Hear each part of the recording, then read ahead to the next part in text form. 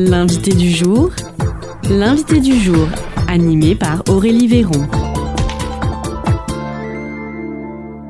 Bonjour à tous et bienvenue sur Espoir FM. Notre plateau radio prend ses quartiers au cœur même de la MDPH 47 cette semaine. À l'occasion des 20 ans de la structure, nous partons tout au long de la semaine donc à la rencontre de celles et de ceux qui font vivre ce lieu au quotidien. Accompagnement, écoute, orientation, découvrons tout de suite les différents services de la MDPH et les coulisses des métiers. Alors pour ce faire, aujourd'hui, j'ai le plaisir de recevoir Lorraine Jérôme qui est éducatrice spécialisée, référente Réponse accompagnée pour tous. Il y a aussi Céline Comète, ergothérapeute, et Nicolas, infirmier évaluateur. Alors pour commencer, on va reprendre un petit peu le circuit du dossier MDPH. On arrive, on a l'accueil, après on a l'instruction. Là donc on passe à l'évaluation. Donc qui de vous a le premier le dossier dans les mains? Comment ça se passe? Je donne la parole à Lorraine Jérôme. Donc je le rappelle, vous êtes éducatrice spécialisée. C'est ça. Oui, tout à fait. En fait, le dossier arrive en équipe d'évaluation qui est composée à minima de 2 professionnels, donc un professionnel paramédical, donc infirmier,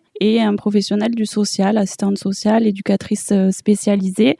Donc on est à minima 2 lors de cette première évaluation de dossier où on va regarder dans l'intégralité les pièces obligatoire du dossier, le formulaire de demande, le certificat médical, ce qui va nous permettre ensuite de pouvoir attribuer des droits à la personne et de faire des propositions à la commission des droits et de l'autonomie pour ensuite valider les notifications. Donc quand on dit évaluation, on entend quoi par évaluation au final, Nicolas? C'est une évaluation du dossier médical qui est rempli donc par un médecin, obligatoirement, qui remplit des coches en présence de la personne qui fait sa demande, et nous on évalue en fonction d'un guide barème réglementaire afin de fixer un taux d'incapacité. D'accord. Est-ce que c'est le côté un peu complexe, c'est de faire par rapport à un dossier, à une administration et en lien avec une personne, un profil spécifique qui a aussi des attentes? Enfin, j'imagine que chaque demande est différente.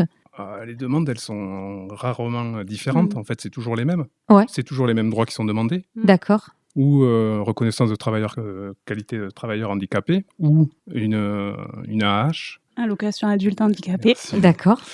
Ou de la PCH, la prestation de compensation du handicap, ou des cartes de stationnement ou carte de priorité. Ok, oui. Donc, en fonction de ça et en fonction des éléments qu'on a devant nous, on dit on accorde ou pas, en fonction du guide barème. Parce que chaque prestation dépend de critères. D'accord. Et donc, est-ce que cette évaluation a changé? Est-ce que elle doit se réadapter régulièrement? Le guide barème, depuis la création de la MDPH, a évolué plusieurs fois. Il me semble, 2 fois je dirais. Donc ce qui était accordé avant n'est pas forcément accordé désormais, ou ce qui n'était pas accordé avant est accordé maintenant. D'accord, oui. Alors pourquoi donc est-ce qu'il y a... moi, là, j'ai cru comprendre que vous allez faire à peu près la même chose dans l'évaluation, que vous soyez infirmier ou éducatrice spécialisée. Non, vous intervenez chacun dans les dossiers. Oui, en Lorraine? fait, du coup, l'infirmier va être surtout, comme le disait Nicolas, sur la partie médicale remplie par le médecin. Nous, du côté social, on va regarder le formulaire de demande qui est donc rempli soit par la personne, soit par une personne qui l'accompagne au remplissage du dossier. Et on va regarder aussi, il peut y avoir des notes sociales de professionnels qui accompagnent cette personne, que ça soit en centre médico-social. Voilà, des personnes qui sont au plus proche finalement de la situation et qui nous amènent des éléments pour nous permettre de mieux évaluer par la suite. Donc on a chacun un petit peu notre partie à regarder lors des temps d'évaluation. Le social, c'est le travail, l'école, le transport, le logement? Oui, le logement, ça va être tout ce qui est vie quotidienne et les besoins sur la vie quotidienne, que ce soit pour la préparation de repas. Tous ces aspects-là sont marqués en fait dans le formulaire de demande. Les personnes peuvent cocher les besoins qu'elles ont et nous ensuite on évalue en fonction des besoins qu'elles nous indiquent et ce que l'on retrouve dans le certificat médical pour voir quel droit est le plus adapté pour cette personne. Et donc vous, après aussi, vous guidez les personnes vers des structures, des associations? Oui, on peut effectivement faire des orientations vers des établissements qu'on dit spécialisés. Donc pour les personnes en situation de handicap, différentes orientations en fonction de si on est enfant ou si on est adulte. Mais c'est aussi, nous, toute notre évaluation, de pouvoir orienter vers ce type de structure. D'accord. Et donc après, cette évaluation, elle va aussi jusqu'à domicile. C'est une obligation. Tous les dossiers, dans tous les dossiers, il y a une visite à domicile. Pour cela, je vais donner la parole à Céline Comète, qui est ergothérapeute. Bonjour. En fait, cela dépendra de la préévaluation. Nous, on s'occupe donc que de la prestation de compensation de cette demande. Donc, selon ce que Nicolas et Lorraine auront évalué, sur dossier, ils pourront statuer sur une éligibilité sur pièce à la prestation de compensation du handicap, ou bien ils auront besoin d'une évaluation à domicile avec la personne. Et ça peut aussi, cette évaluation, permettre de clarifier des droits comme la hache, la RQTH, les cartes, quand il y a un doute ou que le dossier est mal renseigné. Donc voilà. D'accord. Donc comment ça se passe en général? Vous êtes accueillis comment à domicile? J'imagine, c'est pas toujours évident. Non, c'est parfait. Les gens sont très accueillants puisqu'on va répondre à un droit, à une demande. Donc, ça se passe très bien. En fait, c'est dans leur environnement. Donc, on va vraiment voir la famille, les amis qui les entourent, leurs difficultés architecturales en fonction de leurs troubles moteurs. Mhm. Et on perçoit aussi les troubles cognitifs, les troubles des fonctions supérieures. Et en fait, c'est un entretien en toute confiance, en toute empathie aussi, avec écoute. Oui. Donc, ça permet de les mettre en confiance et du coup de nous livrer leurs problématiques. On parle souvent des aidants. Est-ce que c'est quelque chose que vous évaluez aussi dans ce dossier, Céline? Oui, on évalue le besoin en aide humaine, les auxiliaires de vie ou l'aidant familial, la personne qui s'occupe au quotidien de personnes de la famille. Et oui, on met en place, si besoin, une aide à la toilette, à l'habillage, à la préparation du repas, aux sorties à l'extérieur. Rappelez-nous, parce que c'est vrai que j'ai utilisé le mot ergothérapeute sans le définir. Si on devait présenter cette profession, dites-nous ergothérapeute précisément, qu'est-ce que c'est? Alors l'ergothérapie, c'est la thérapie par le travail qui était définie comme ça à l'époque, mais qui a beaucoup évolué. Donc en fait, c'est recourir à l'autonomie de la personne dans son environnement avec des aides techniques spécifiques pour récupérer une fonction. En fait, c'est mettre tout en œuvre pour que la personne soit autonome dans son environnement. D'accord. Que ce soit par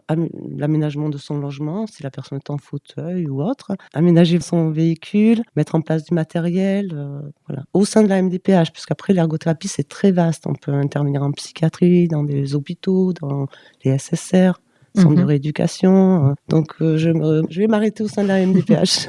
Vous justement, vous intervenez que dans le cadre de l'évaluation ou si quelqu'un a des besoins vraiment aussi en ergothérapie et peut vous contacter également?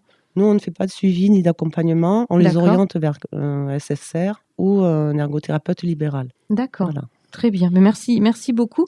Nicolas, en tant qu'infirmier évaluateur, vous évaluez en fait, par exemple, dans combien de temps il y aura besoin d'une nouvelle évaluation? Enfin, qu'est-ce que vous évaluez dans ce dossier précisément? Le côté médical, mais ça correspond à quoi? Le côté médical permet de fixer un taux. D'accord. Un taux auquel se réfèrent en fait les prestations. Mhm. Alors la PCH n'a pas besoin d'un taux pour pour être accordé. Mais l'AH, si on est obligé d'être sur un taux entre 50 et 79 ou supérieur à 80%. D'accord. Mais entre 50 et 79, il faut ne pas avoir de restriction substantielle durable d'accès à l'emploi, une RSDAE. C'est-à-dire la personne n'est pas en capacité de travailler plus d'un mi-temps. En fait. D'accord. Donc c'est ce que vous évaluez? C'est ce qu'on évalue avec Lorraine, parce que moi, on ne fait rien tout seul. Ok. Donc c'est toujours un échange entre à minima 2 personnes. Puisque le dossier, s'il n'est pas assez complet et qu'on considère qu'il nous faut des pièces supplémentaires, on demande des pièces supplémentaires à la personne.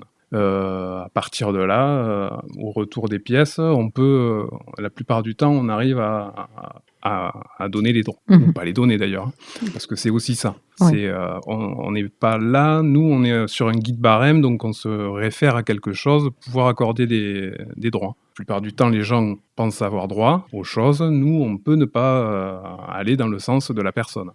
D'accord. Parce que les répercussions ne nous paraissent pas essentielles, suffisantes. On fixe ce qu'il a droit ou pas. Il y a un recours qui est possible, toujours, de toute façon.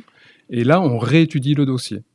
Mais c'est pas forcément la même équipe qui réétudie, justement pour que en fait, ce soit des vues différentes et que ce soit pas toujours les mêmes personnes qui voient le dossier, quoi. D'accord. Donc voilà, c'est pour ça aussi, là, autour de cette table, vous êtes 3 personnes de ce service avec 3 métiers différents, mais ça permet d'avoir 3 regards différents aussi pour une meilleure évaluation. C'est donc Tout à ça. fait. D'accord. Donc ça, c'est ce qui est important parce que on l'a dit avant d'enregistrer cette interview, j'avais utilisé un terme qui vous a fait un peu grincer des dents. C'est mettre les gens dans les cases. C'est justement pourquoi vous êtes formés pour ne pas mettre les gens dans des cases. C'est vraiment évaluer chaque dossier au plus juste. C'est ça Oui, c'est ça. Oui, En fait, Nicolas. on met pas les gens dans une pathologie. On met les gens dans des répercussions, au final. D'accord. Chaque pathologie chez une personne, une pathologie chez une personne entraîne des répercussions, Oui. mais pas forcément les mêmes chez une autre personne. Bien sûr, selon Donc, sa situation c'est sociale, ça. son métier, sa Selon maison. sa personne. Oui, d'accord. Donc en fait, on essaie d'avoir une vision holistique de la personne. D'accord, très bien. La MDPH fête ses 20 ans cette année. C'est un anniversaire qui peut être important. On peut dire 20 ans, c'est jeune aussi. On a encore le temps de voir devant soi. Est-ce que vous serez présent ce 6 juin? Vous avez le droit de dire oui ou non. Lorraine, est-ce que vous serez présent? Oui, je serai présente et par mon rôle auprès de la MDPH en tant qu'éducatrice spécialisée, aussi en tant qu'entraîneur de basket sport adapté. Du D'accord. coup, il y aura une équipe qui sera présente pour des démonstrations tout au long de la journée. Donc, je serai présente. Ok. Donc, vous attendez de cette journée un moment festif, convivial? Oui, bien sûr. Avec des personnes qui puissent venir découvrir peut-être aussi des nouvelles activités, parce que voilà, on parlait de basket, mais il y a aussi du rugby, de la zumba. Il va y avoir vraiment beaucoup d'activités de proposer tout au long de la journée. Donc, si des personnes en situation de handicap peuvent venir découvrir des activités adaptées et qu'elles puissent plus tard s'y inscrire, ça sera aussi l'objectif. Nicolas, vous ne serez pas présent ce 6 juin. Est-ce que c'est quand même un événement qui est important pour la MDPH, selon vous? Pour la MDPH, sûrement, oui. Oui. Donc voilà, un bel événement. Céline, vous serez présente ce 6 juin? Je ne sais pas encore. Peut-être que j'accompagnerai un ami que j'ai sollicité pour amener une charrette qui est adaptée pour les personnes handicapées pour aller sur les chemins, tractée par un âne. D'accord. Donc j'aimerais bien qu'il assiste le 6 juin et je serai présente pour le soutenir. Bon, c'est parfait. En tout cas, merci à tous les 3 d'avoir pris un petit peu de temps avec nous au micro d'Espoir FM pour nous parler de votre quotidien. C'est la fin de cette interview, mais les festivités des 20 ans de la MDPH ne font que commencer. Le grand rendez-vous donc est donné à tout le public ce samedi 6 juin à l'hôtel du département. Que vous soyez directement concerné, curieux ou solidaire, venez nombreux car à l'hôtel du département le 6 juin, plus on est différent, plus on est invité. Alors à très vite sur les ondes d'Espoir FM pour une nouvelle rencontre. Merci à vous. C'était l'invité du jour, animé par Aurélie Véron.